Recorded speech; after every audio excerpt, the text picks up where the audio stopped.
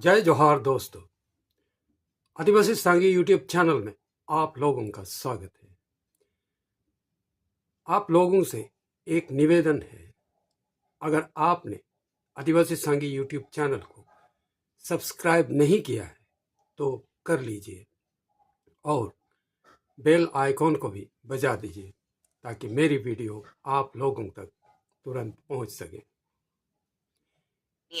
अभी एक फैशन हो गया है, अंबेडकर अंबेडकर अंबेडकर अंबेडकर अंबेडकर अंबेडकर। इतना नाम अगर भगवान का लेते तो 7 जन्मों तक स्वर्ग मिल जाता। लोकसभा में गृह मंत्री अमित शाह ने कहा था, यह अब फैशन बन गया है, हर कोई अंबेडकर अंबेडकर अंबेडकर और अंबेडकर के नाम जपने लगे हैं, कहने लगे हैं। अंबेडकर के बदले अगर भगवान का नाम लेते तो 7 जन्मों के लिए स्वर्ग मिल जाता। देश के गृह मंत्री अमित शाह ने ऐसा क्यों कहा, हम इसके बारे में जानने की कोशिश करेंगे। पर इससे पहले हम डॉक्टर भीमराव अंबेडकर द्वारा लिखा गया भारत का संविधान और ब्राह्मणों के मनुस्मृति, जिससे वे अपना संविधान मानते हैं, उसके बारे में थोड़ा जानकारी ले लेंगे। भारत में रहने वाले श्रावण लोग जो अपने को उच्च जाति का मानते हैं, उनमें ब्राह्मण, बनिया और क्षत्रिय आते हैं। ये तीनों जातियां अपने को भारत के मूल निवासी, जिसे आदिवासी, दलित और पिछड़ा वर्ग में आता है, उनको नीचा जाति मानते हैं। यह बात उनके मनुस्मृति में लिखा हुआ है। यही मनुस्मृति को ब्राह्मण, बनिया और क्षत्रिय लोग अपना संविधान मानते हैं। यह मनुस्मृति में ब्राह्मणों को सबसे ऊंचे जाति का स्थान देता है, फिर क्षत्रिय और बनिया का स्थान भी ऊंचा ही होता है। इसी के आधार पर हिंदू धर्म में भी टिका हुआ है, क्योंकि यही मनुस्मृति में ब्राह्मणों को भारत में सर्वोच्च स्थान दिया जाता है। उसके बाद क्षत्रिय और बनिया लोगों को, और यही ब्राह्मण, क्षत्रिय और बनिया लोग आदिवासी, दलित और पिछड़ों को नीची जाति का मानते हैं और नीची जाति के लोगों को अपना गुलाम समझते हैं और गुलाम बनाकर हमेशा रखना चाहते हैं।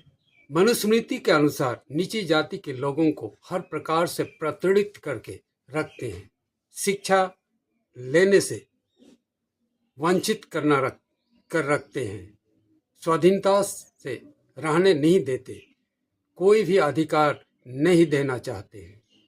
इसीलिए इस मनुस्मृति ग्रंथ को ब्राह्मण, क्षत्रिय और बनिया अपना संविधान मानते हैं, क्योंकि यही मनुस्मृति उनको उच्च जाति होने का स्वाधीनता देता है और आदिवासी, दलित और पिछड़ों को उनका गुलाम बनने का एक रास्ता देता है।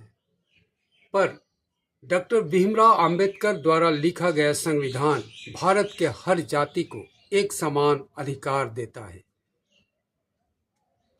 इस संविधान के अनुसार हर नागरिक स्वाधीन है। इसमें कोई भी ऊंची जाति का नहीं है और ना ही कोई नीची जाति का, मतलब हर कोई बराबर है। इतना ही नहीं, संविधान सबको पढ़ने लिखने का अधिकार देता है। संविधान सबको स्वाधीन रूप से जीने का अधिकार देता है। सबको खाने पीने, पढ़ने लिखने और नौकरी करने का अधिकार देता है। ब्राह्मण, क्षत्रिय और बनिया नहीं चाहते कि आदिवासी, दलित और पिछड़ों को उनके समान अधिकार मिले। वे नहीं चाहते कि मूल निवासियों को स्वाधीनता का अधिकार मिले, पढ़ने लिखने का अधिकार मिले, स्वतंत्र रूप से जीने का अधिकार मिले, नौकरी करने का अधिकार मिले। भारत के गृह मंत्री अमित शाह भी खुद बनिया है।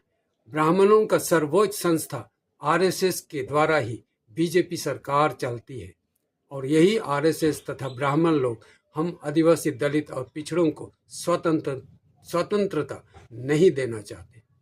हम सबको उनका गुलाम बनाकर रखना चाहते हैं। हमें जमीन का अधिकार नहीं देना चाहते, पढ़ने लिखने का अधिकार नहीं देना चाहते, स्वतंत्रता का अधिकार नहीं देना चाहते।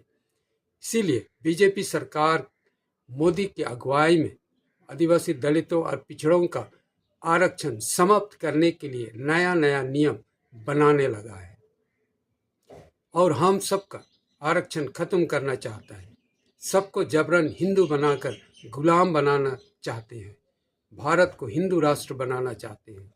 हिंदू राष्ट्र बनाने से ब्राह्मण ही सबसे ऊंची जाति का सम्मान पाएंगे, बाकी आदिवासी दलित और पिछड़े लोग गुलाम बनकर रहेंगे। मोदी सरकार वन नेशन वन इलेक्शन, फिर यूनिफॉर्म सिविल कोड आदि लाना चाहती है। यह इसलिए कि भारत में सिर्फ एक इलेक्शन हो जिसमें हमेशा बीजेपी या आरएसएस का दबदबा बना रहे।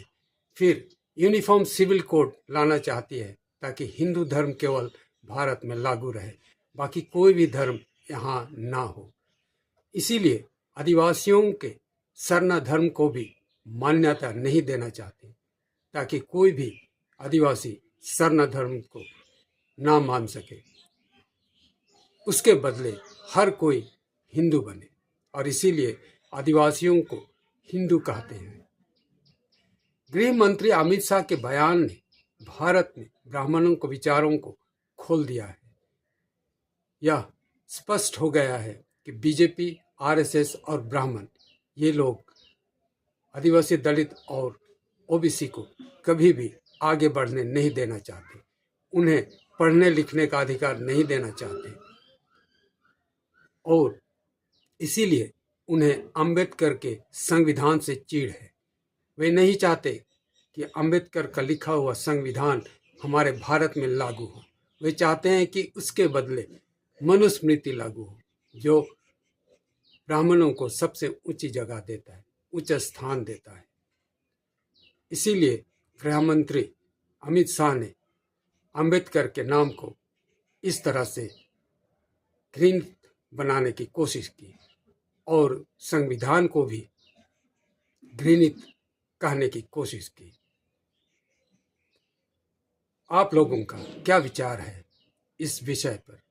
कमेंट में जरूर लिखें। वीडियो को अगर अच्छा लगे तो लाइक करें और शेयर जरूर करें। अगले वीडियो में फिर मिलेंगे। जोहार।